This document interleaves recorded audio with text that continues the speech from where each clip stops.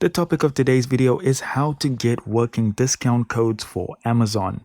So generally, if you're signed up for Amazon, you will get promos via email, but promo codes, however, mostly get sent to the affiliates of Amazon. So you could join the Amazon affiliate program, but it's very limited in terms of supported countries. For instance, my own is not supported, so I can't even join. Just to show you guys. Easy way to do this, I guess, is to go to a site like Groupon, because they'll be an affiliate of Amazon and they will have tons of codes. Whether those codes work or not is always the issue.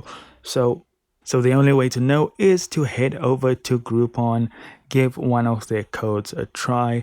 If you see here, they will say what the code is for, and you can even give feedback as to whether this code works or not, so that's really helpful. I'm sure there are tons of other platforms, but Groupon so far for me is usually the best way to go. Thank you so much for watching. Do consider liking and subscribing, and I'll see you in the next video.